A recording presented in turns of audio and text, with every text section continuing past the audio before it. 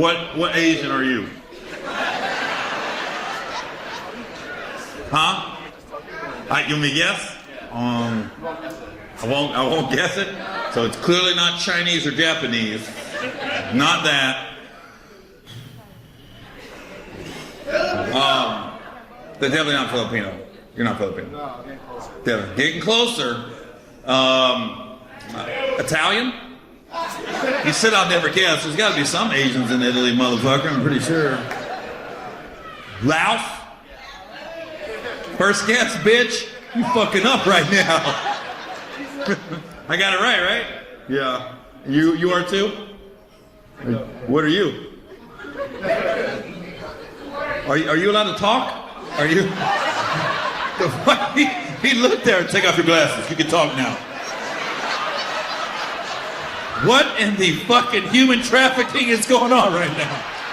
You can guess. You'll never guess. Laos. Fuck, he guessed it. What are you? Take off your glasses. You can speak.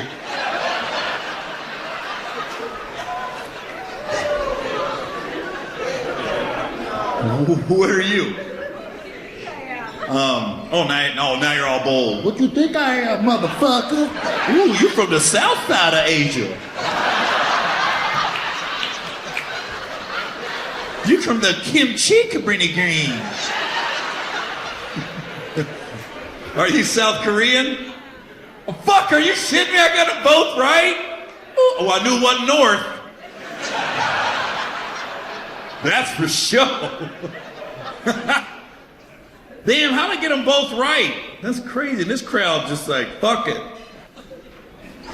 You wouldn't have got it. Where'd you guys meet? Mutual friends at a party? No, she was my roommate, and she was... Fucking him?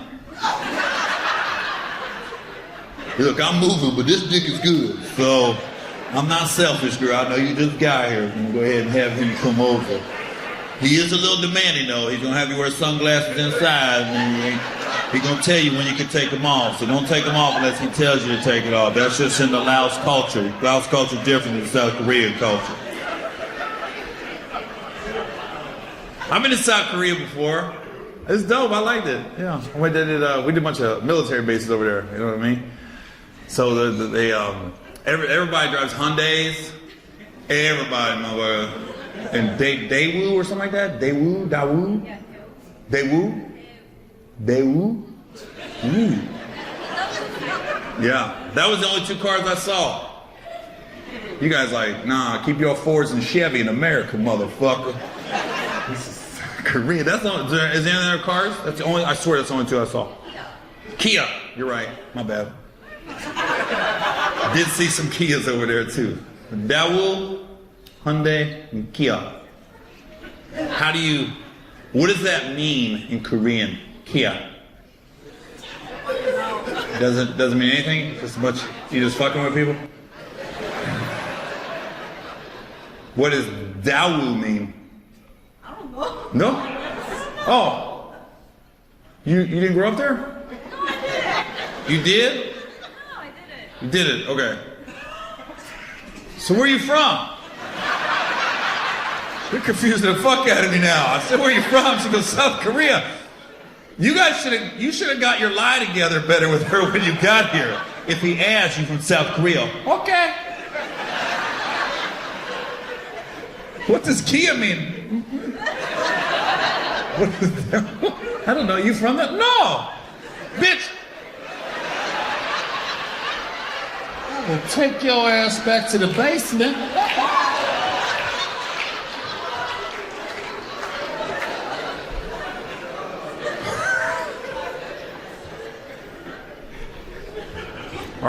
Are you Christian? No. We're way past that. You're way past that. No, I left that community a long time ago. Jesus was a long time ago. Wouldn't it be wild though if Jesus is like South Korean? We got all these black and white people arguing and shit. He's fucking black, he's white. We got there, oh, fucking fooled you, bitch.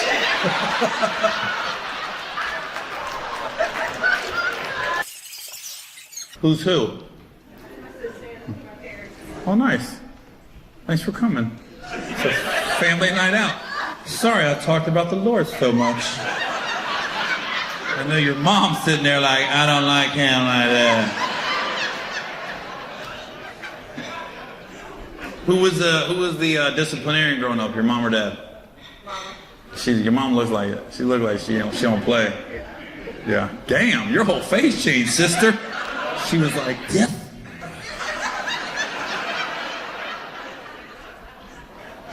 We almost had to call Child Protective Services. Huh? Your mom would say call them? Yeah. Call them. Call them motherfuckers. Your mom probably do. They're just gonna send Janice. Janice ain't gonna do shit. Janice been keeping kids out of homes for 20 years. She ain't gonna do shit. I wish Janet would take you out of my motherfucking house. I'll beat the fuck out of Janice and you. West Side? Is that bad? So I only know about South Side. I know South Side's bad. I don't know about the West Side. West Side's bad too? Damn, Chicago, where the fuck you go? You gotta go north. Head east. You don't want to go south or west. The fuck am I supposed to get to Indianapolis? Don't stop at the red light. Just fucking run that motherfucker. Well, fuck it. We'll go to Champaign. It's too dangerous to drive to Indianapolis. What do you two do now for a living? Now you're on your own and free from the beatings. Huh? You're a lawyer? Oh my God. Criminal? Domestic? Is there such thing as a domestic lawyer? What kind of lawyer? I do government work. What does that mean? What the fuck does that mean? Are you lying right now?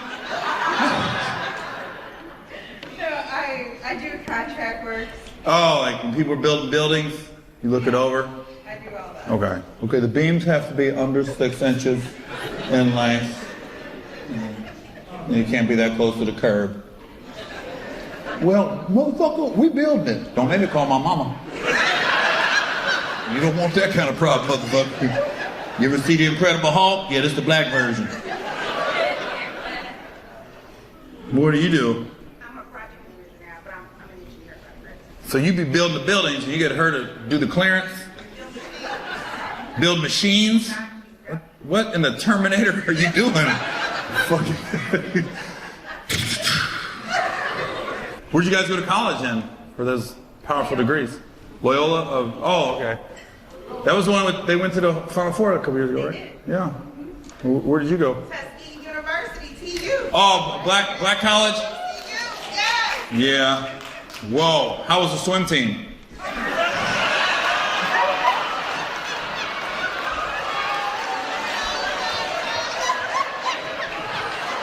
They fucking doggy paddling.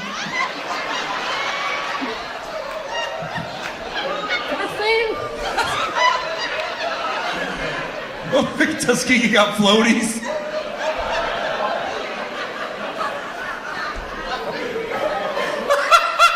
You ever see the Olympics?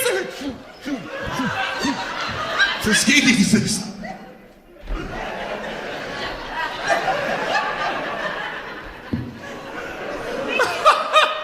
Did you guys have a swim team at Tuskegee? Yeah. That'd be pointless, really. Oh my God, the school record just got broken in the 100-meter freestyle.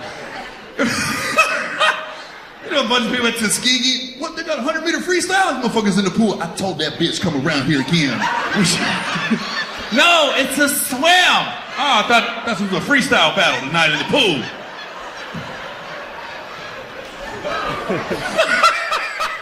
Got a bunch of motherfuckers on the shallow end. Told that hoe come around here once. The fuck is going on with Tuskegee? What? Motherfucker, we in the freestyle battle.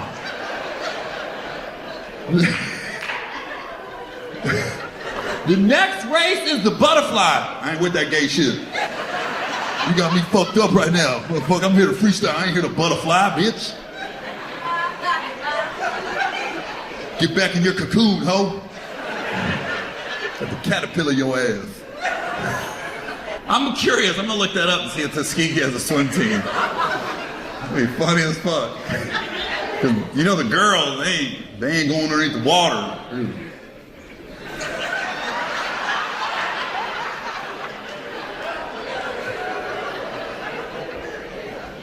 Tuskegee, baby. What's the mascot?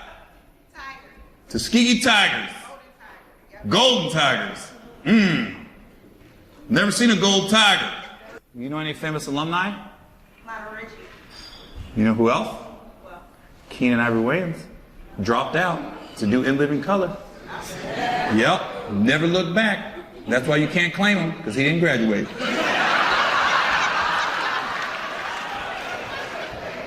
But thank you, Tuskegee. Keenan was probably like, fucking golden tiger, ain't no such thing. I'm gonna go to LA and write about this bullshit. I did a show there once, man. There ain't nothing in that bitch.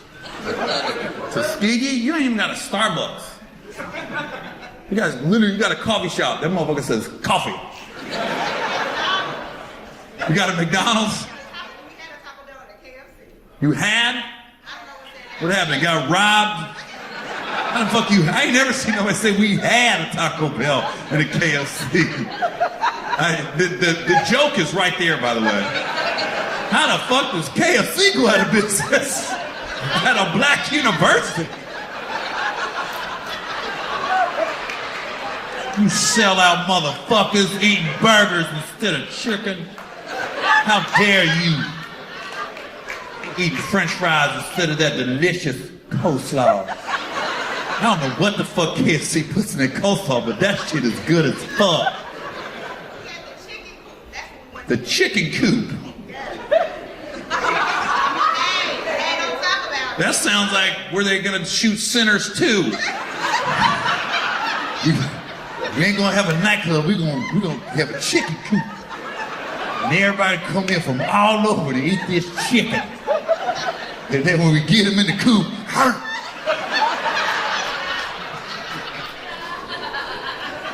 Sinners 2, Tuskegee chicken coop. We should go to KFC. You don't want KFC. Come on over to the chicken coop. Tastes better when the sun goes down. Why is the chicken coop only open from 9 p.m. to 5 a.m.? It's never open at lunch. Well, I feel like we learned a lot this afternoon. We still don't know if Tuskegee has a swim team. We do know that a man from Laos can meet a woman from South Korea, and neither of them have been to either country.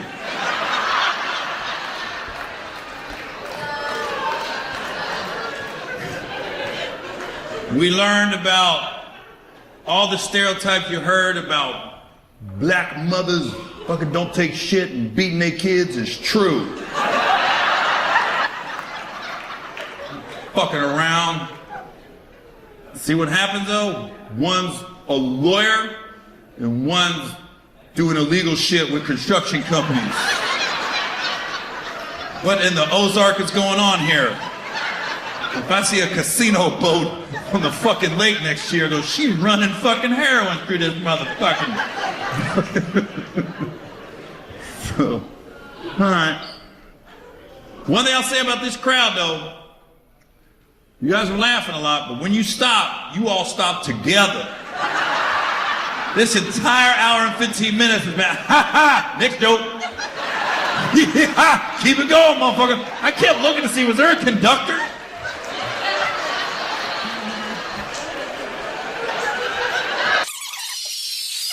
Father's Day is tomorrow, so happy early Father's Day, everybody. Shout out to all the single mothers that's doing both jobs, that made the wrong choice.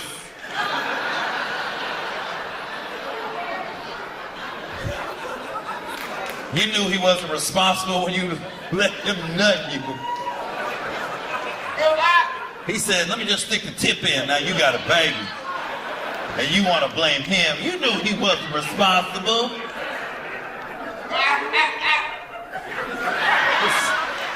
I think we found one of them right there. You're like, what you doing for Father's Day? Look, if they call, I don't know their number no more. That was the guiltiest laugh I've ever heard.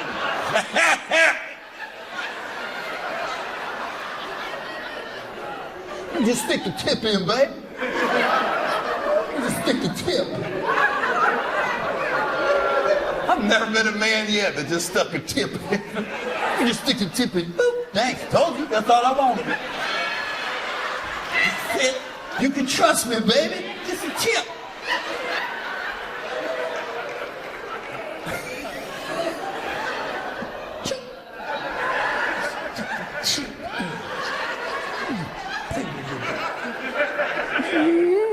You start getting a little deeper. Stick the tip in, girl. Nah, just tip. Just tip. Before you know it, this motherfucker. You said just the tip!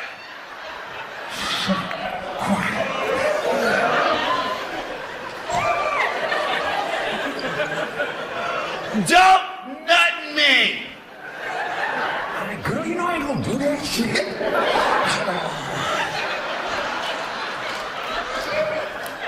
All of a sudden, 25 years later,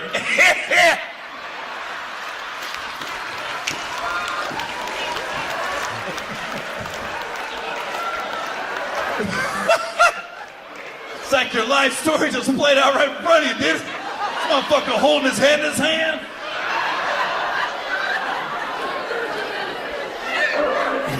Yeah. What'd you say? Oh, don't put the tip in. What? Is that what happened? You got a girl pregnant? Yeah. Don't worry about it, man. Hey, it's God's will, right? That's what they say.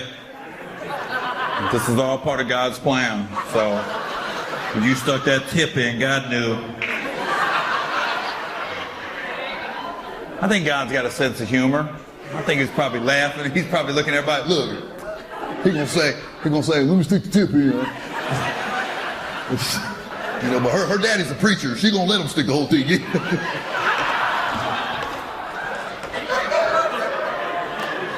Them preachers' daughters, boy. Woo!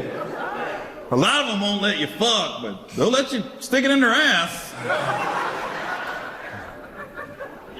Maybe I told too much too. See what you did, man? I just told on myself.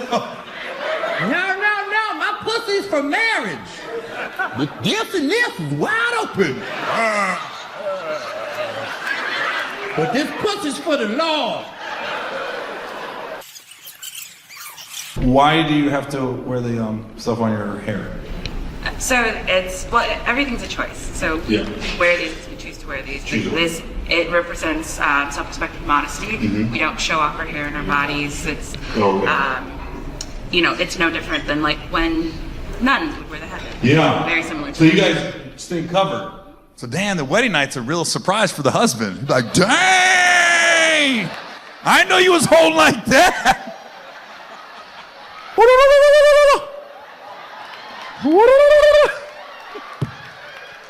We show our body only for the husband. Only for the husband. Yeah, but can you show it before he becomes your husband? No. So it is a surprise. They was like, no, we show our body to our husband. I said, yeah, but what about before he becomes your husband? He doesn't know what he's getting into. Yeah.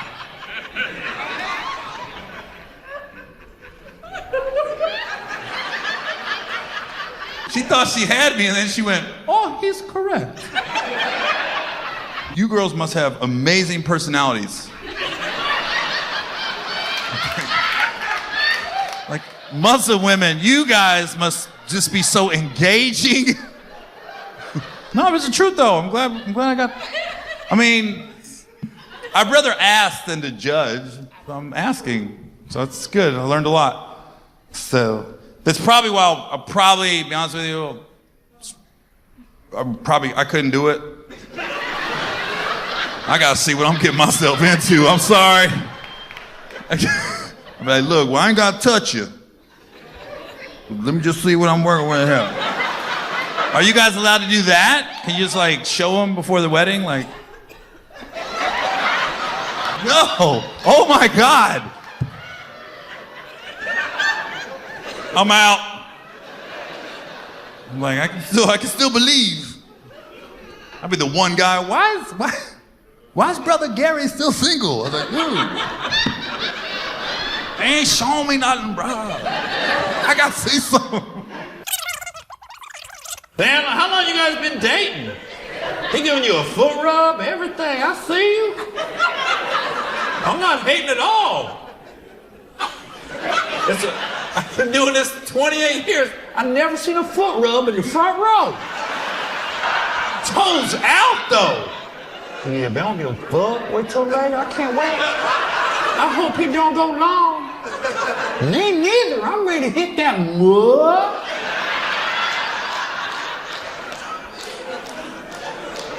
How long have you guys been dating? 3 years. Oh, wow, it's still like that. Man, what I'm talking about. Oh, that's when you know that. If you ever want to know if a pussy's good pussy, right there. 3 years. She's still rubbing her motherfucking feet. She whispering in his ear. That's what I'm talking about. You guys are married? Not yet. Not yet. Engaged? Not yet. Not yet. Okay. Well, maybe it's not that good. No, it's really good.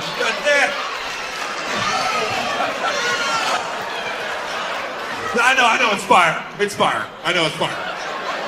It's better than her head game. I'm just fucking.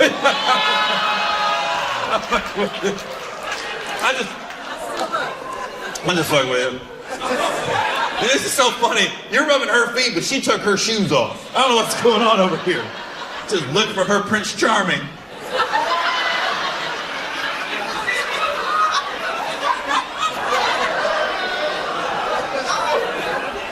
I've never seen this. You just ride it home and... What's that? Just relaxing. Relaxing, man. I'm not mad at it. At all. Fuck. Do you? Shit. Just don't put it in your mouth. That'd be weird in the middle of the goddamn show. Shannon Sharp.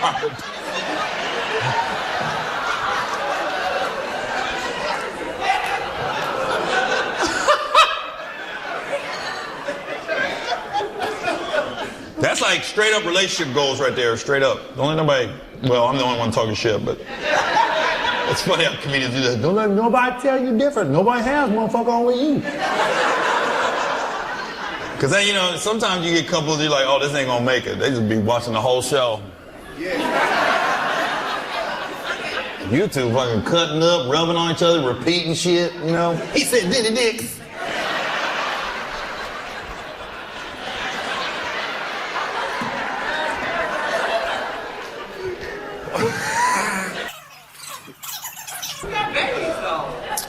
Do I have babies? You got babies, though. Yeah, I know. The first thing I gotta do with me, I didn't carry them. I'm just saying, though, like you. What? I'm older, had the kids. I got a nanny. This shit's easy. Wah! There you go. I don't feel guilty at all because I'm paying for it. Yeah, be shit. We was playing, I smelled it. Come on. I don't feel guilty at all, motherfucker. I'm paying for that shit. I don't change a diaper.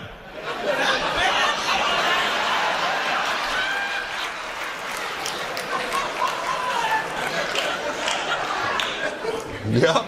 It's a lot easier with the nanny. Yo, when I tell you, when my ex, one thing, I had the twins, right? But when she found out I had a nanny, you got a nanny? A nanny? She was so mad. I was like, Your boy doing good, baby. You want me to do good, because the alimony's still coming. Right? She should be wanting me to be successful, because her alimony, I'm never late on that shit. Let a motherfucker have a nanny, motherfucker. Yeah, she was hot. You got this nanny? I didn't have a nanny. I said, well, you met me at the wrong time.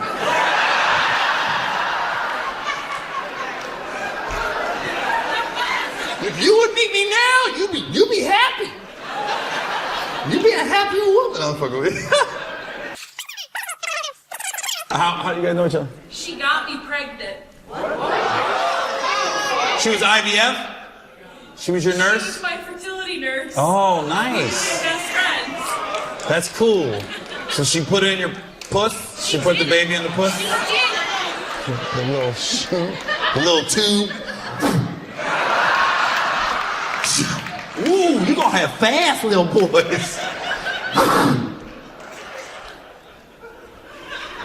So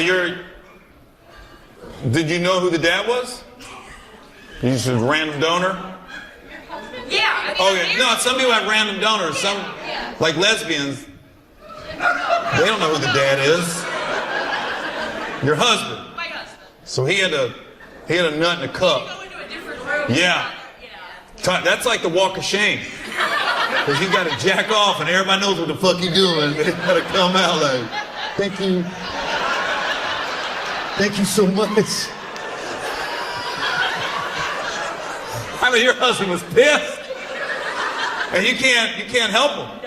No, because you can't dilute the samples, so there can't be no saliva, no lotion. He just in there dry as fuck. God damn, this baby better be successful. It's all red and shit. And every nurse is in that goddamn office.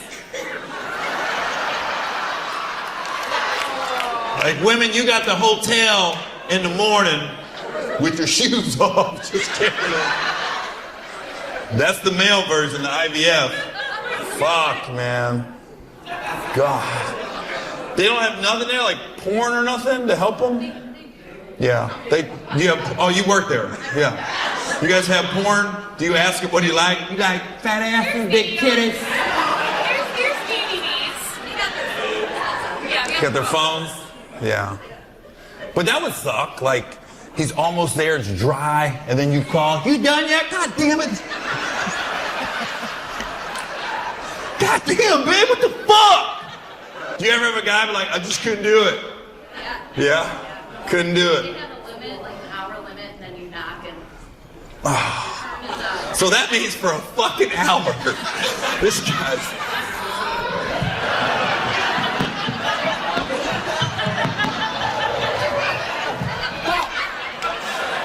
Damn it.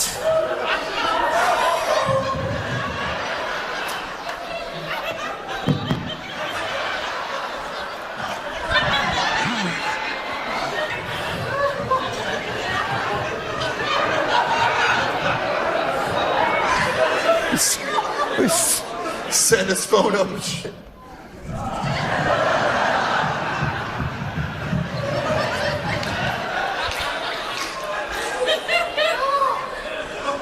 God. You guys, somebody gotta come up with something. Like seriously, technology is a motherfucker. There gotta be some kind of lubricant that doesn't dilute the sample. Her just telling me that's making me going, ah. one thing, guys. That's it. That's it? That's all they have to do. Women go through the labor, delivery. They can jerk off. The injection. It'll be fine. This thing is fucking on here.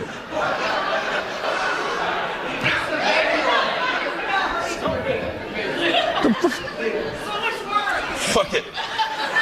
I'm trying to get this motherfucker up. Yeah, that's all you gotta do, baby. Oh, shit. I can't raise this motherfucker up. Fuck it.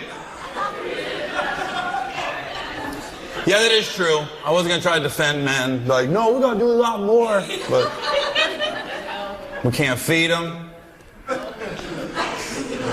Just got a nut in the cup. I guess, yeah. All right, we'll take the L on that one. Because then you gotta carry them, and you gotta feed them. Gotta go through labor and all that. And you still gotta suck our dick.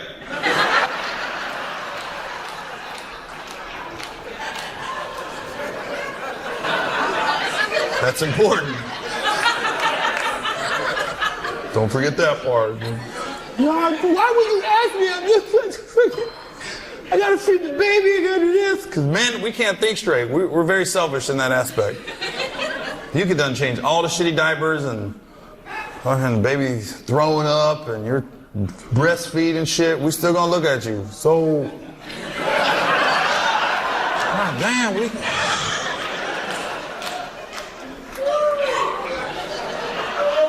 we don't understand. I don't. But I'd like to listen after you suck my dick. I want to listen. And I want to be here for you. I gotta get this nut off. You gotta suck my dick to make me a better listener. It is true though, because once you suck his dick, we'll be right there with you. So how did it hurt?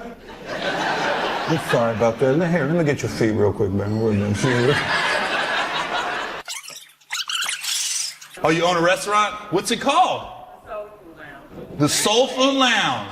Well, man, she got all excited. Girl, your grits. I love your shrimp and grits, bitch. You like the Soul Food Lounge, green dress? Yes, I love it. Where's it at? North Lawndale Strong. We have two. One is in North Lawndale. Where? One is in North Lawndale, 3804 West 16th. And one is in Beverly, 10701 South Hill. All right. I don't know where. There you go. Is that downtown? No downtown. Is one of them up here? No. Okay, yeah, bro. It's in Chicago. You got to make a right at the airport to get to the Soul Food Lounge. You make a right at the airport. Now, if you were like an acai bowl, you make a left. You come up to Schaumburg. You can get granola, blueberries, kiwi. I'll have to look it up. I won't make it this trip. Yeah. Is it a brunch spot or is it all day? We have brunch, we have dinner, we have midday. Oh, Local fusion, so yeah. nice. And you came up with that? Me and my partner. Who's your partner? Chef Quentin Love. Ooh, Quentin Love. Sounds like a good chef. The way you said it, I was supposed to know, like, Chef Quentin Love. Where did you find Quentin? How do you find the world-renowned Quentin Love? He oversees both restaurants? That's impossible. No, I'm mainly south and he's mainly west. So you're a chef too? You be making the food? I'm from New Orleans. I'm not a certified chef, but I know how to cook. Oh, you just winging shit. Hey, what you put in your catfish? Catfish, motherfucker. We ain't serving bluegill here, motherfucker. It's catfish. You know what's in the catfish? Whatever in the catfish. You pull it out late, fry it up. What the fuck? That's these stupid ass questions.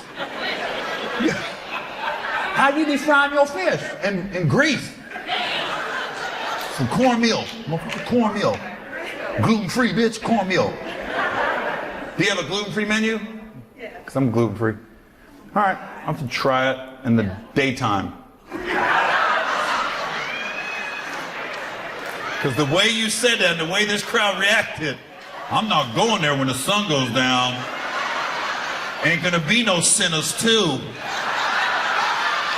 You ain't getting me caught up. I heard you guys are serving soul food in here. Come on, let me in. Let me in. Let me try some of that catfish. You see Quentin Love in the back.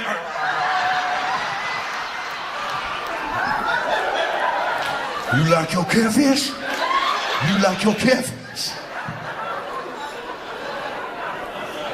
Sinners 2, Chicago.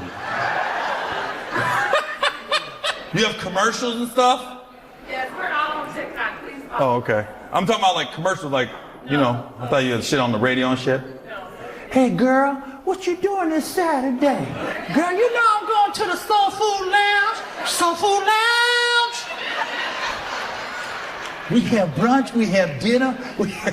We have a speakeasy easy in the back with our world-renowned chef that nobody's heard of, Chef Quentin Love.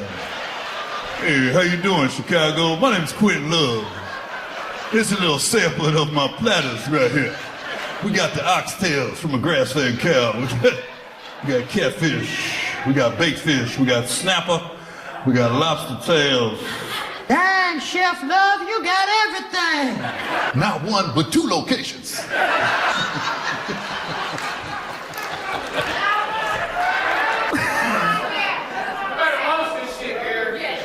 What? Post this shit? Yeah. Hi. Hey, Chicago. Come on down to the Soul Food Lounge. See, with world-renowned chef Quentin Love. Look at all these happy customers at the Soul Food Lounge.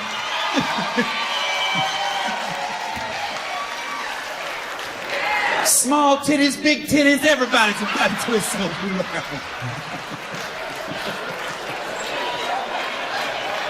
Come on down, bring your babies, breastfeed at the Soul Food Lounge. We love titties at the Soul Food Lounge. Let them out.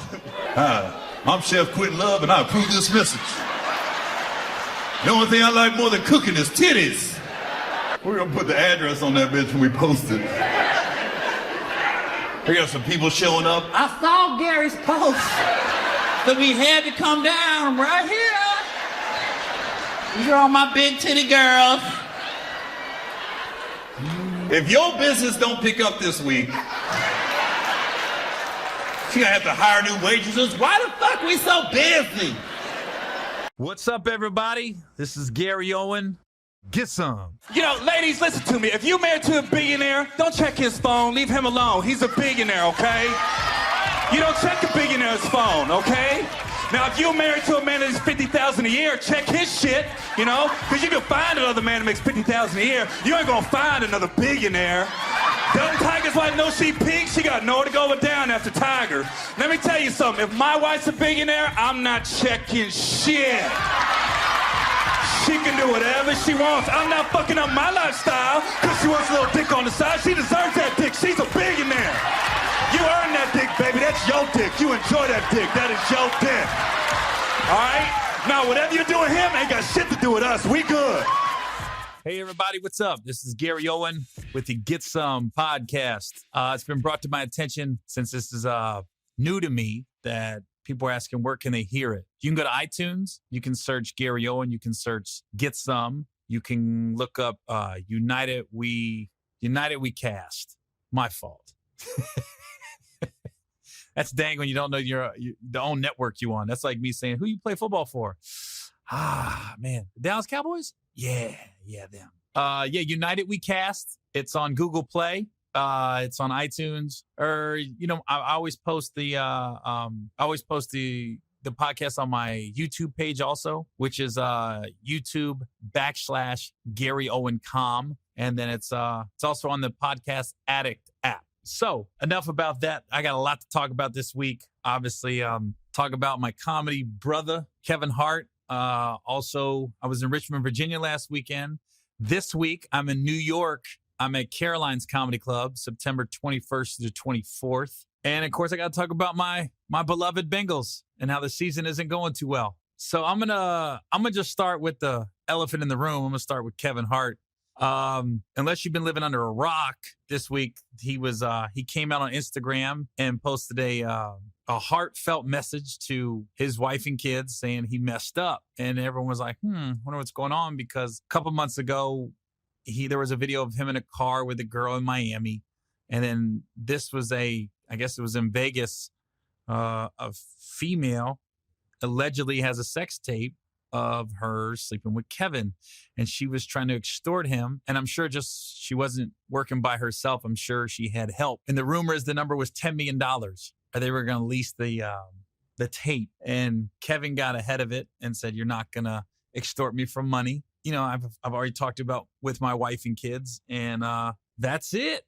And if you want to release it, fine, but you're not going to benefit from it." And a video got released, and it looks like Kevin, but it's not 100% sure it's him. And then I found out this morning I was doing the Breakfast Club, the radio station here in New York. It's going to air actually on the 21st, if you want to hear that. Charlemagne said the girl actually, because I was like, how did she put the phone up? And I guess she had it in a way where the whole video was through the reflection in the mirror. So she had the phone facing the mirror and it was recording on the mirror. I said, man, that is some high-tech shit. To go to that extreme, that you're going to set your phone up in a way that probably whoever's in the room didn't see the phone. And you probably got to lean up against a purse or a dresser or a couch. And so you don't see it. And it's the whole video is the reflection in the mirror. I'm like, whoa, mind blown. You would go to that extreme? Think about this. If you're going to go through all that trouble, let's say it's true. You have to court Kevin. You have to meet him out. You have to, we're going to go back to your room. Then you're going to have sex with them. Then you're going to record it. Then you're going to release it. You go through all that.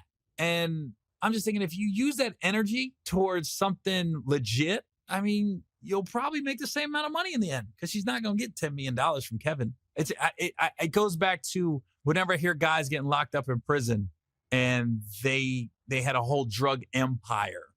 I was like, man, the only difference between that guy that runs a drug empire that's in prison now and a guy running a Fortune 500 company is it's his environment that he came up in. Because some people just have a natural way to lead and people follow when they listen to him. I mean, look, Jesus, look at our president. Look at Trump. Look at Hitler. Look at some of the tyrants that have roamed the world and Genghis Khan and stuff. Some people just have that ability that people follow them and they listen to them. And these guys that are drug kingpins, it's the same way.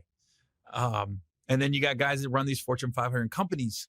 I go, these Fortune 500 company, they were probably went to private school, went to a good college, just was brought up in a good environment that was able to have them flourish in that realm. But they also had something inside of them that people follow them and they listen to them and they'll take chances on them.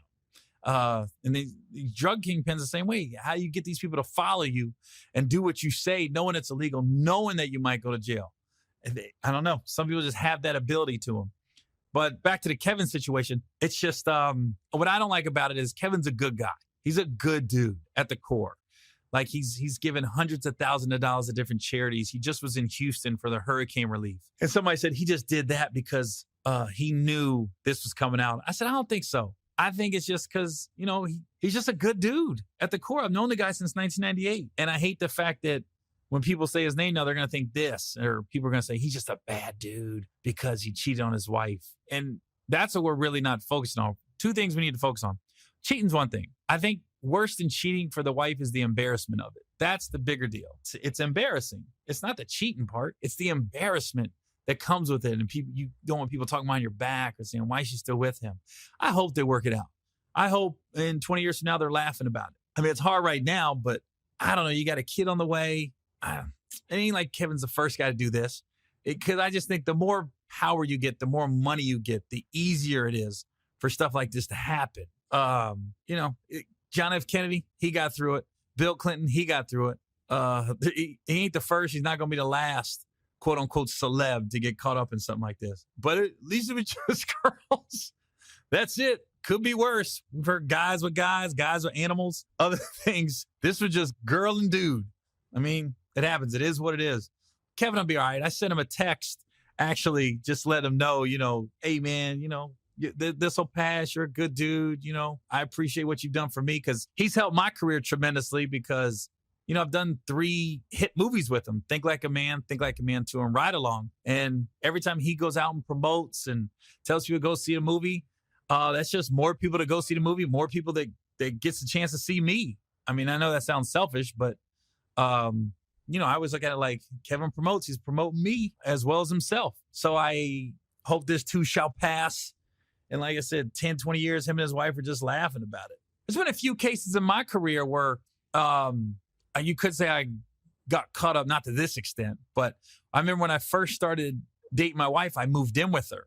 And I was in Iowa and I had a show. And after the show, for some reason, there was like 10 people that was at my show, was at my hotel at the bar just having some drinks. So I went down there and joined them. The bar closed at midnight. I said, well, let's everybody go up to my room. I had a big suite. So everybody came up to my room and I called my wife from my room. I said, hey, babe, what's up? And we weren't even married at the time. And she was like, what are you doing? I said, I was just hanging out. I go, show was good. She goes, where you at now? I was like, in my room. She goes, hold on.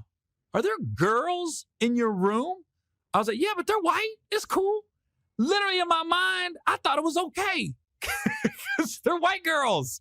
I've always liked black girls. I just thought my wife knew I like black girls. So in my mind, I was like, it's like number the boys hanging out. She was like, you better get them bitches out your damn room. I was like, oops.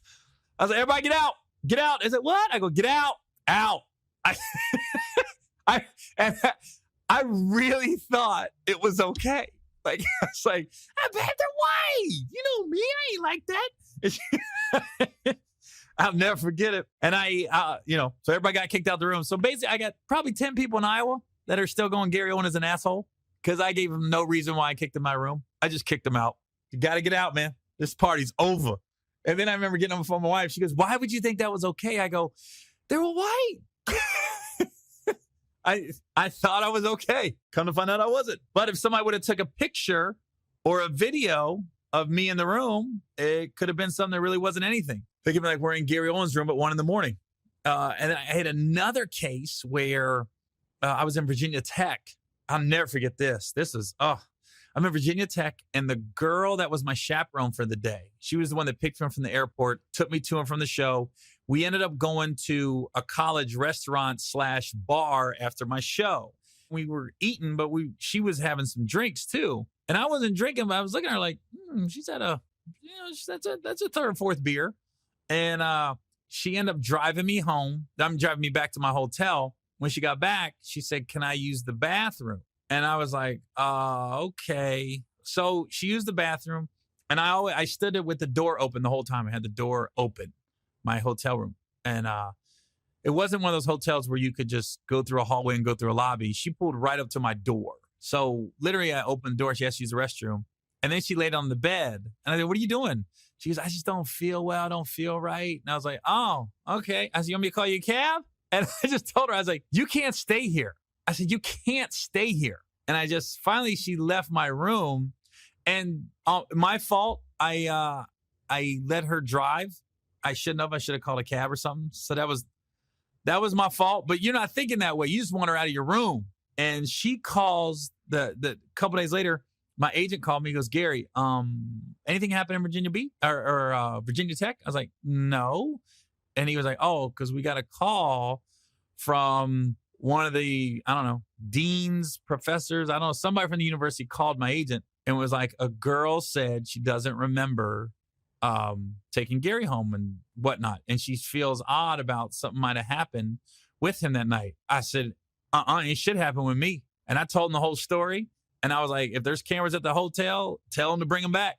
I was like, because I never shut my door. She was never in the room alone with me. But she literally tried to say she didn't remember, and she felt something odd happen. I said, get her. This is what I said. I said, get her on the phone. They said, she's not going to get on the phone with you.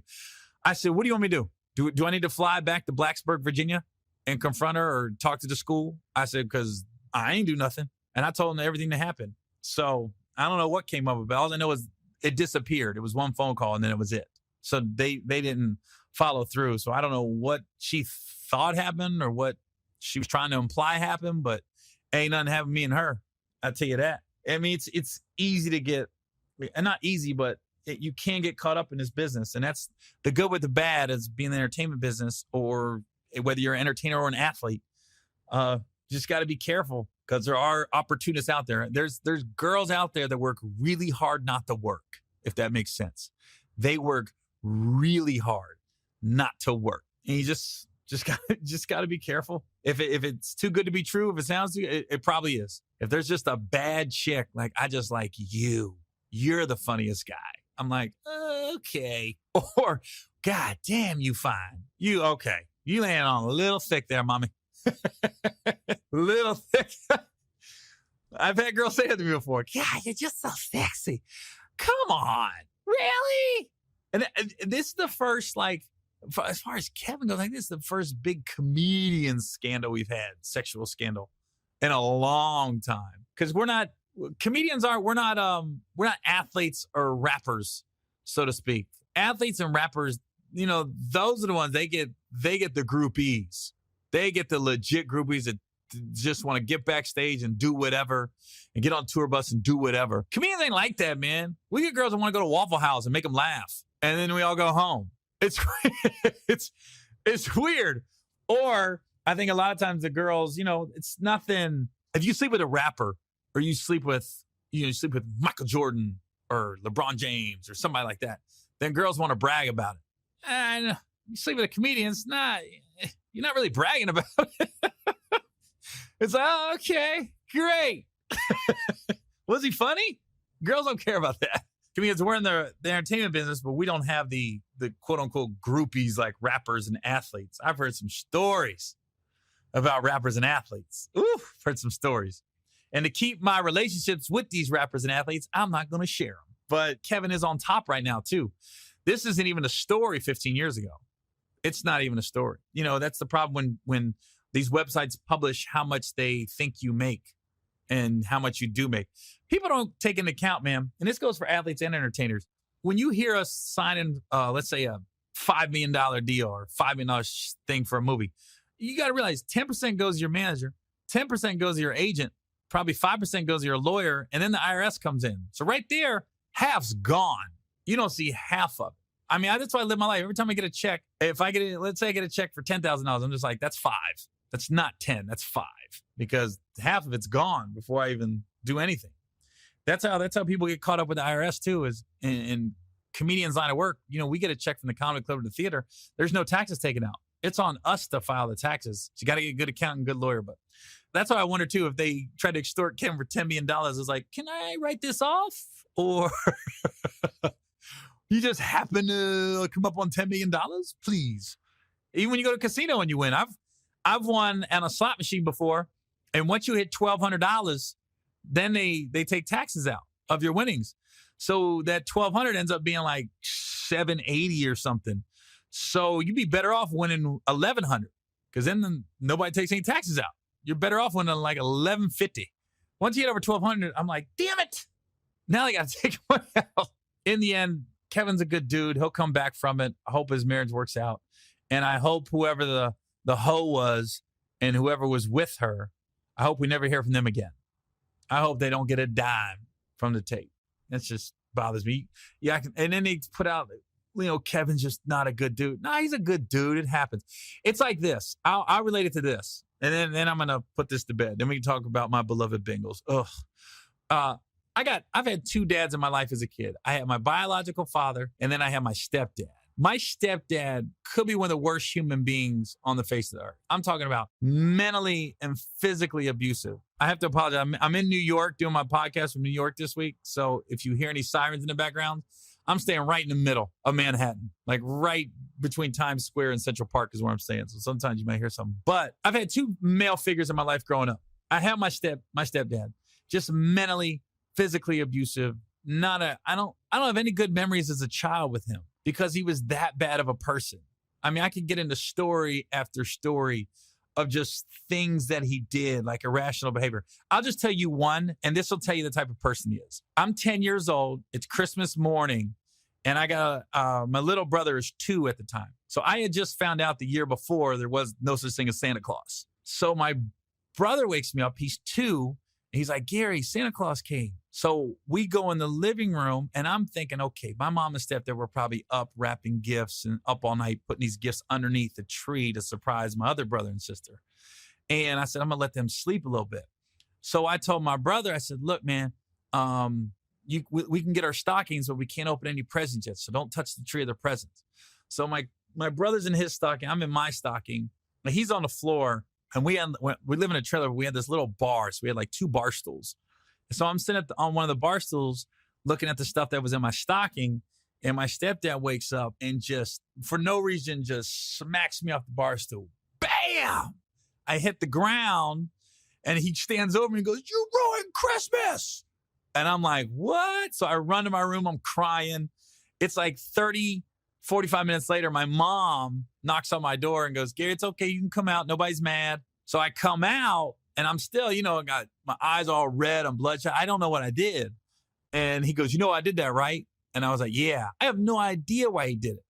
Well, come to find out, years later, he was mad that he didn't get to see his son's face on Christmas morning when he saw the tree and the stockings. And I was like, hold on. He woke me up. I didn't go wake him up. So he already saw the tree and the presents. He came to my room, woke me up and said Santa Claus came. Regardless, he just slapped me for no reason off the bar stool and said I ruined Christmas. And every morning when I wake up, that's the first thing I think about. That's the first thought that comes to my head Christmas morning. It's because he put that in me. And I'm more thinking about it when I have my kids. I was like, God, I couldn't even imagine doing something like that to them, to ruin that memory of Christmas. But that's my stepdad. And I got about 100 more stories like that. But I don't think he ever cheated on my mom. I don't think he ever cheated on my mom. I think he's been faithful to her for 30 plus years. Now, my real dad, great dude, funny, good to be around. Now, my mom and dad had me in high school, so they were together, but they weren't really together. And they tried to work it out, and they finally just cut it off when I was 3 years old. Like, we give up. So he cheated on my mom numerous times. He'll tell you, my mom told me, and he just cheated. For one, he was in the military for a little bit, and he was stationed in the Philippines. So there's no doubt he was in the 70s in the Philippines. He was 18 years old. Yeah, I probably got a couple brothers and sisters in the Philippines right now that I don't know about. There's not a doubt in my mind. When Manny Pacquiao fights, I root for him, and I don't know why. Maybe it's because I have a connection with the Filipinos. I don't know. But it wouldn't be surprising me if there's a really funny half white, half Filipino guy or girl running around the streets of the Philippines right now. That's my half brother and sister. But he's a great dude. Like growing up, he wouldn't show up a lot of times, but when he did, I always had a good time with my dad. And now that I'm older, I love him to death. He's great. He's got remarried. I got 2 identical twin sisters. They're good. Everything's good. So what's worse is the faithful husband that is mentally and physically abusive to me and I'm sure other people, or the guy that cheated on my mom that's just a good dude, but he messed up. He cheated on her a couple times. I mean, numerous times. So who's the worst individual? I'll take my real dad all day. And that's how I relate it when guys get caught up cheating and everything else. I'm like, doesn't make them a bad person. It just, they messed up. It happens. What if everybody's skeletons came out of their closet? Oh my God. It'd be never ending. It's just, now we got cell phones and now we got social media. Even when Tiger Woods got caught up, I don't know, but you gonna tell me back in the 50s and 60s, those golfers was just nothing? Come on now. You know what I mean? There just wasn't social media back then. I don't know if Arnold Palmer or Jack Nicklaus, and I'm just saying those names because they're the only real golfers I know from that era, was doing anything, but you ain't tell me none of them golfers was doing anything? Come on now. I had a girl call me one time looking for her boyfriend, and she goes, Gary, you know where he's at? And I said, no. I said, but I told her, I would, look, he could be banging a chick right now in my room and I wouldn't tell you. I said, I just wouldn't.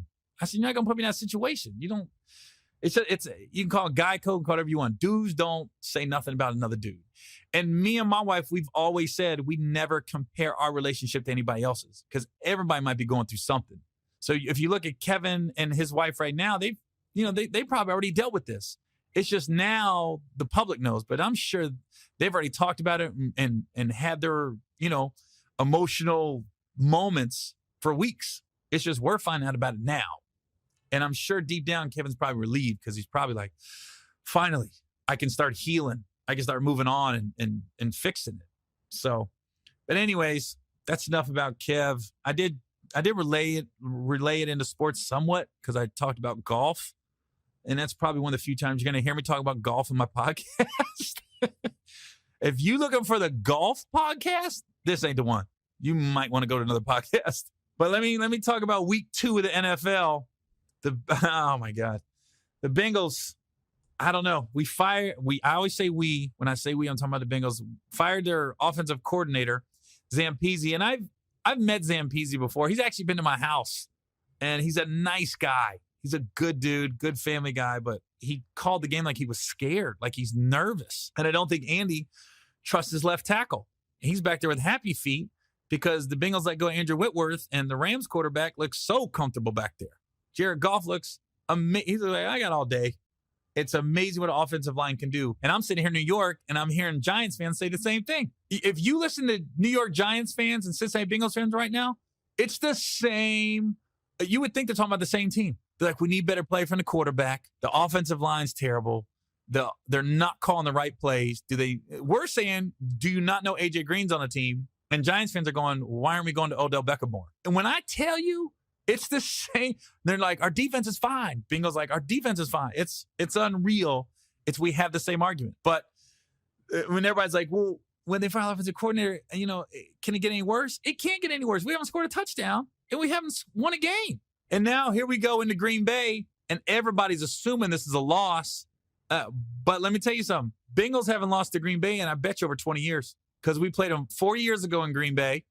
We played them 4 years ago in Cincinnati, and that was the game that Terrence Newman picked up that fumble and ran it back at the end of the game. We ended up winning. That was a shootout. And then 8 years ago, 2009, we went to Green Bay early in the season, just like we're coming now, and we ended up beating them in Green Bay. And that was like Aaron Rodgers' first or second year starting. So they didn't know what they had yet, but we went in there and everybody thought we was going to get blown out. We ended up winning. And then 2005, Green Bay was terrible. They came to Cincinnati. They got blown out. That was one of the down years for Favre and everybody. So at least the last 16 years we haven't lost to Green Bay. I don't know about 2001, but so I don't automatically assume this is a loss, because I remember even 5 years ago, Buffalo came to Cincy, and Buffalo was 2-0, and just they get annihilated the first two opponents, and I think the Bengals 1-1, and everybody assumed Buffalo was going to win, and the Bengals end up beating them. So this is the NFL. Anything can happen. I will say this: the Bengals got to get the lead early.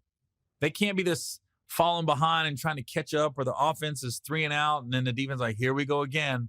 If we can get the ball first and go down and score a touchdown first drive, I think we'll beat them. I think we'll win. But if we don't, I think it might be same old story. Now the rumor is a lot of the Bengals in the locker room want to get Colin Kaepernick into Cincy. And if you really think about it, it makes sense, because that's what Mike Brown does. He brings in guys that nobody else wants and gives them almost a safe haven in Cincy, because it's a small market. I don't know. I like Andy. I hope he can turn it around. But if that offensive line doesn't hold up, it's almost like we need a mobile quarterback back there to move around. Now everybody talking about A.J. McCarron and everything. I'm like, dude, A.J. McCarron isn't mobile either. Unless that line starts playing better, it don't matter who we got back there. If he can't run, it is what it is. Because right now, I think you definitely see Andy Dalton doesn't trust the line. So I think he goes back there expecting to get hit, not surprised to get hit. So he goes back there. He gets the happy feet immediately. And then the play doesn't get to progress. And what bothered me more than anything about the Thursday night game in Houston was John Ross gets in. He takes off. You see the speed. He gets hit. But the guy on the Texans laid a perfect hit on him. It was textbook. He put his helmet right on the ball and it popped out. It was a perfect hit. And there's no excuses. It just is what it is. Sometimes we look like, oh, he had the ball loose. No, it was tight to his body. He was doing everything. It was in the right hand. He was doing everything right. The guy just made a good play. Sometimes we're looking for reasons what we did wrong. Nah, the guy on the Texans just made a great hit on the ball. And they never put John Ross back in the game. I'd say you go right back to him. This is what I do. First play to John Ross. The first play against Green Bay, it has to go to John Ross unless you're going deep to A.J. Green. That's it. There should be no other. Get that boy's confidence back, man. It could open the offense wide open. So if I'm the offensive coordinator, I'm sitting right now with A.J. Green, because A.J. Green after the game was like, we got to get A.J. doesn't talk smack, but he was so upset, and that's as upset as A.J. gets. He's like, we got to let our playmakers make plays, man. We got to get the balls to our playmakers, which is him. If I'm the offensive coordinator, I pull a Tyronn Lue and LeBron James. They asked Tyronn Lue, did you run a play for that, the last play of the game for one of the games? He goes, I just asked LeBron where he wants it. And that's what I'm doing if I'm the offensive coordinator right now with A.J. Green. How many times you want us to get you the ball? Where do you want to line up? You want to be on the left side, the right side? If it's third down and long, where you want to be? I'm just going to ask him, where do you want? You're our best player. I'm going to utilize you. That's all I'm going to do. As a coach, sometimes coaches overthink things. And I don't care what they say about a head coach. You're only as good as your assistants.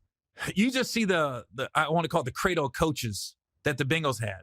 Look at all the head coaches now. Mike Zimmer in Minnesota. He's a defensive guy. What is Minnesota known for? That defense. Jay Gruden. He's good with quarterbacks. What's he doing right now? Kirk Cousins in any other system is a backup if he's lucky. But Jay knows he's good for his system. And that Jay Gruden is the one that drafted Andy Dalton because it was down to Kaepernick and Dalton was available. And the ownership wanted Kaepernick. And Jay Gruden was like, no, for my system, the kind of offense I want to run, Andy Dalton's better suited to run it. And that's how the Bengals got Andy Dalton. They almost got Kaepernick. So you're only as good as your assistants in this league. And as a coach, utilize your players. If you got a star player, utilize. It takes you back to the Cowboys when Jerry Jones cut that dude in training camp because he fell asleep in a team meeting. And a reporter asked him, well, if Emmitt Smith would have fell asleep, would you have cut him? He goes, I would have gave Emmitt Smith a pillow. I was like, that's the star player. Utilize him. Talk to him. Figure out what he wants to do. I can only tell you, I've only coached one game of basketball in my whole life. And this is what I did. My son, his team was all white guys, no black guys on my son's team. They played this team called Dayton Dunbar. And if you don't know who Dayton Dunbar is, look them up. It's where Daquan Cook went to high school. He was teammates with Norris Cole. They were teammates in high school. But Dayton Dunbar has a rich history of sending a lot of guys to D1 college ball. And it's an all-black high school. They're always good in basketball. And we had to play them in this summer league junior high tournament. And nobody was getting close to Dunbar. So the coach doesn't show up for the game. So me and one of the moms come out of the stands and we got to coach our team against Dayton Dunbar. I'm like, what are we going to do? So me and one of the moms come down and we got to coach our team. Granted, it's a summer league game. It's not like the stands are packed and ESPN's there. It's a bunch of boys going into 8th grade playing. But Dunbar stacked. They got 15 kids. They're all good. They're all black. My team's all white. There's like 9 of us. And then my son, the mixed kid on the team. So I pulled my team. This is how we played the game. I said, listen, guys, they're a lot more athletic than us. I'm not saying that because they're black, but I am. And you saw like 3 of the boys just start dying laughing. I said, this is what we're going to do. Don't you guys come out at all on defense. I want all 5 of you in the lane surrounding the basket and just put your hands up. I said, on offense, we're going to run our offense, but on defense, that's all we're doing. And it was the funniest game because we got lucky. We hit a couple threes. We went up like 8-0. And then they realized, oh, we got to play ball. But it was funny because every time they had this little point guard, he would go between his legs. He'd go behind his back. I'd be yelling, don't go out there. The coach was so mad because we would not guard them. We were just like, you were not going to get a layup. You were not coming in the lane. And just put your hands up. That's all we did. Long story short, we lost 41-37. We only lost by 4 points. And the only reason they scored is every time we missed, they would take off. If we missed a shot, they would grab the ball and just run. But if we made a basket or coming out of a timeout or something, they couldn't do anything. We would just block the lane. That's all we did, put our hands up. I was like, you realize it only works with this team, right? So I'm 0-1 as a high school, as a junior high basketball coach. That was my only game. But I still take pride in it because it was Dayton Dunbar. Every week I'm going to give you who I think my Super Bowl favorites are. And the first week, I said the Cowboys and Raiders. Nix the Cowboys. The way Denver played them, I was like, whoa, that was unbelievable. Because Cowboys are known for their offensive line. Denver just treated their offensive line like it was the Bengals line or the New York Giants line. Like they wasn't even there. And I think everybody got on Ezekiel Elliott because Dak Prescott threw 2 interceptions and Ezekiel literally just stopped. Like he gave no effort to tackle the guy getting an interception. And my thing, if I'm the coach, I pull Ezekiel aside. I go, look, man, fake it. Fake it. I don't want you tackling the guy, but you got to jog or just act like you're going to tackle him because I go back to the Bengals a couple years ago. Andy Dalton throws a pick. He goes in for the tackle and he breaks his thumb. And pretty much our season was lost after that. And we had a great shot at making some noise in the playoffs that year. So if I'm Ezekiel Elliott, I'm like, you can't, if I'm Jason Garrett, I'm like, you can't just stop.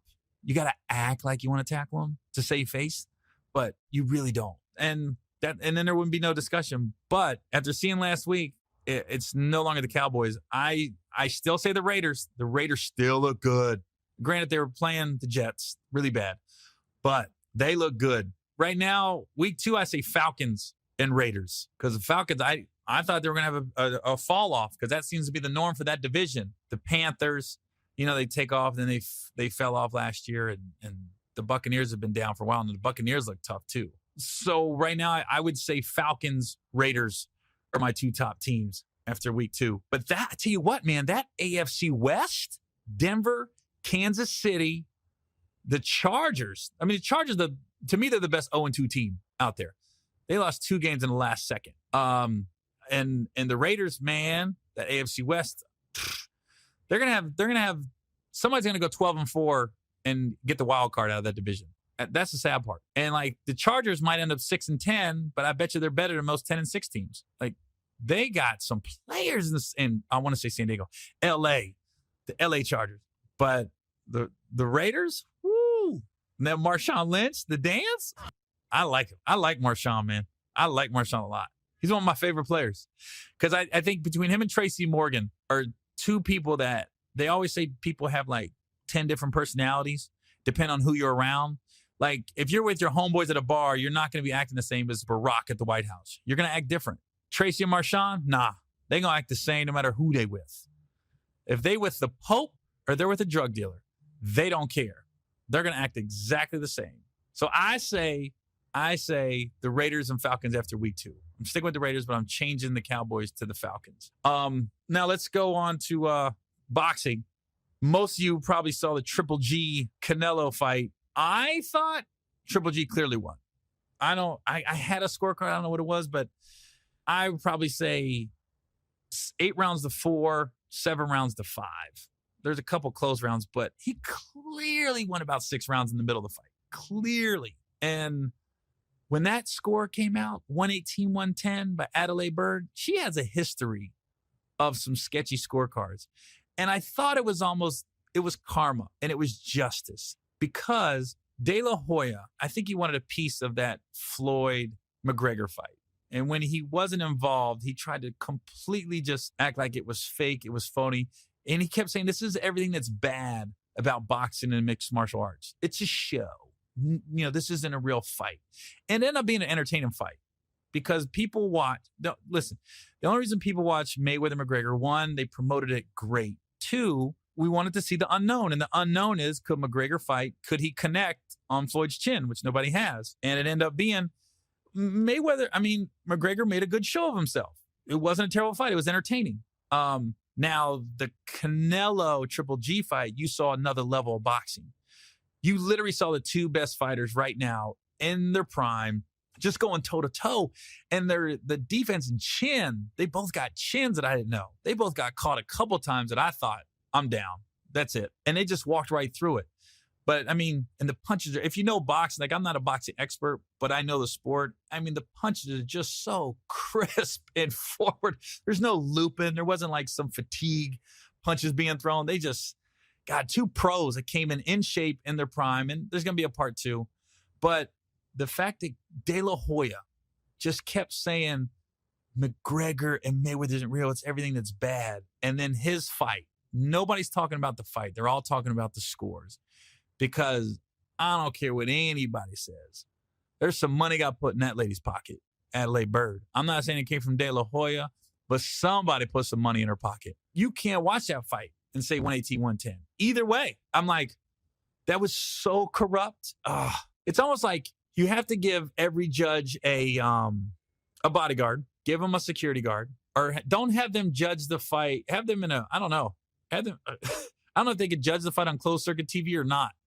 But we're at the point where we have to know what the scoring is per round. We can't have this. We don't know where the judges are at until the end of the fight, and then everybody's in an uproar. Because if you see some of the rounds and some judge has a 10-9, you got to be like, yo, what the hell are you looking at? That, I love the fact that it was, now De La Hoya to answer questions. You just said everything wrong with boxing was Mayweather-McGregor. No, there was no doubt. Mayweather knocked him out. We know he won the fight. This is what's wrong with boxing. Is these judges. I don't know. I remember watching my friends, I go, there's no way. When I heard 110, that was the first scorecard they got read out. When they said 118-110 Canelo, I said, oh, snap. That's it. And then the draw, I guess, this is what I want to know, and I don't. I guess if that was a option in Vegas to bet, a draw. Because when you bet on fights in Vegas, there's so many different ways to bet. You can be like, a knockout in the first 4 rounds, a decision, a knockout in round 8 through 12. There's so many different ways you can bet on the fight. I wonder if a draw was one of the options. Because if a draw was one of the options, Vegas is the one that cleaned up on this fight more than anybody. Because if that was, if it's Canelo win, if it's Triple G win, or if it's a draw, Vegas cleaned up. I don't know where the next fight, obviously probably going to hold it in Vegas again, but I hope that lady gets banned and disbarred. There's no way you saw that fight and you saw it 118, 110. There's just no way. Triple G was given to him for a couple rounds. Just given. Because Canelo clearly got tired, and then he got a second win towards round 10, 11, and 12. He got a second win. But round 6 through 9, he was just, it looked like he was hanging on a little bit. I don't know. But I thought it was just karma coming back to De La Hoya because of that fight. So that's it. We got the fight, got the Bengals. Week 3, hopefully I'll come back next week and the Bengals will be 1-2. Would I put money on it? No, I would not bet on it. Anyways, hopefully next week I'll be in a better mood than I was this week. This was rough. So Kevin, man, you're still in your corner. I hope everything works out. I'm still a little taken back by the extent and the planning and just the evilness of some people in this world. Just to see another person just take a fall and for monetary gain. Really? And I hate how I'm going back to Kevin, I'm sorry, but it's my line of work. It's a comedian. I hate how there's been numerous videos, there's pictures, but then there's a video where it's like this text video and it says, Kevin tries to be this good guy, but he's really not. I go, look, you're not thinking of Kevin or the kids. Think about the kids. He's got 2 little kids. Then he's got a baby on the way. You ain't thinking about it. It's just ugly. Just ugly. But somebody asked me, they go, what if that was you and your wife? I said, well, let me tell you this. If my wife was worth as much money as Kevin and there's a sex tape out, I'm going to be embarrassed, but I'm not leaving her. I'm going to be like, babe, 2 guys? Come on. One's enough. And if the paparazzi comes and tries to hem me up, where you going, Gary? Headed to the bank. Just going to the bank. Just taking a look at our assets. That's all. I'm not leaving my wife, though. Not if she's worth over 100 mil. Baby. The thing about me is it's disrespectful if it's somebody that to me.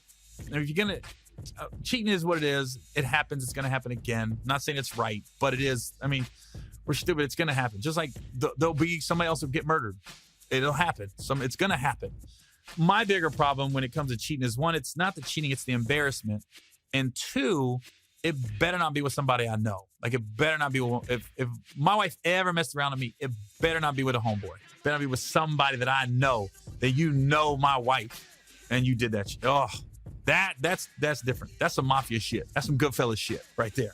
Not that I would kill anybody, but I'd hire some black guys to scare them.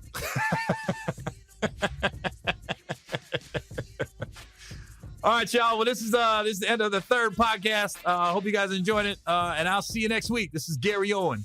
Get some. I'm at Caroline's all weekend, New York City, September 21st to the 24th.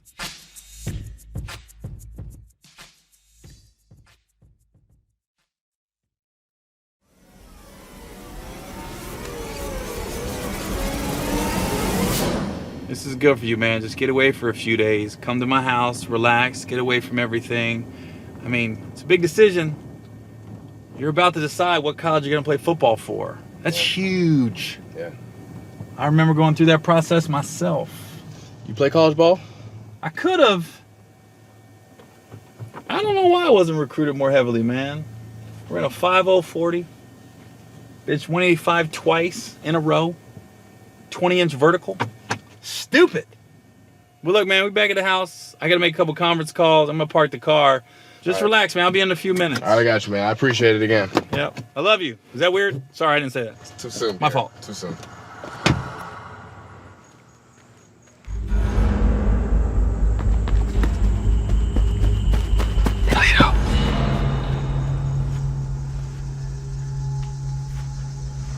Anus. It's Aeneas. Oh. Have a seat. What's wrong? I think I just saw my uncle. Really? How you feeling, honestly? It's a big decision. Everybody seems to have their own opinion on where I should go. Just relax. It'll come to you. It is a tough decision.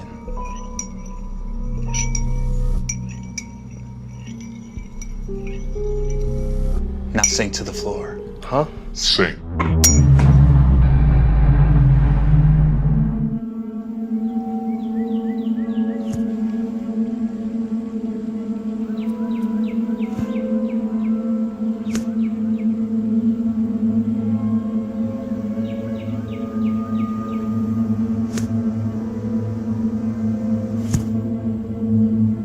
Not yet.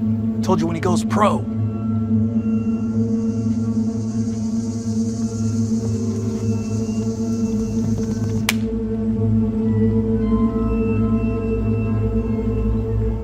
Hello, Anus.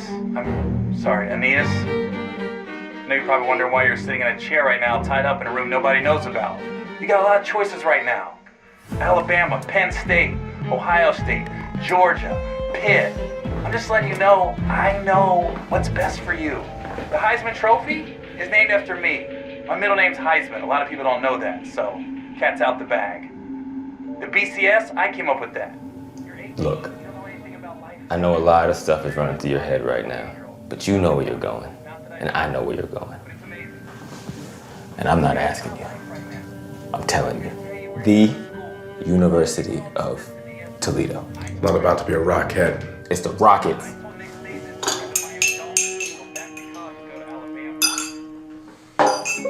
I told Clemson to hire Dabo Swinney. You know how hard it is to get a school to hire a guy named Dabo? Listen, I'm gonna give you a few minutes to think about where you're gonna go to college. But I think you know and I know the right choice. Good luck, Aeneas. Bruh, I thought you had this under control, man. Yo, you feel tension right now? I feel tension. Why don't you bring that intensity down? If you had that same intensity when you played in the league, you'd still be in the NFL. I retired. Yeah, we all retire. Listen, man, it's not a big deal. Look, wherever Aeneas chooses, it's gonna be a great school. I mean, it's a win-win. It's kind of like tapioca and rice pudding. They both taste great, but you can't tell the difference. Try that. What do you think that is? Tapioca. Rice. See, I told you. Listen, man, I know it's important for you to have him go to Toledo's. Let's go back down and I'll try to convince him one more time. Toledo's not a bad school. That's where Michael Strahan went. Michael Strahan didn't go there. He didn't? No, he went to Texas Southern. Michael Phelps. Why would his dad name him Aeneas? It's biblical. How about John? He'll work. Bro.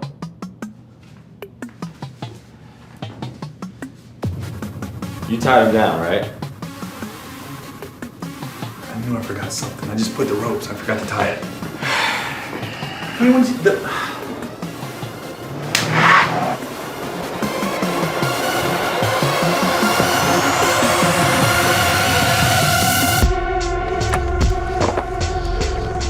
We are.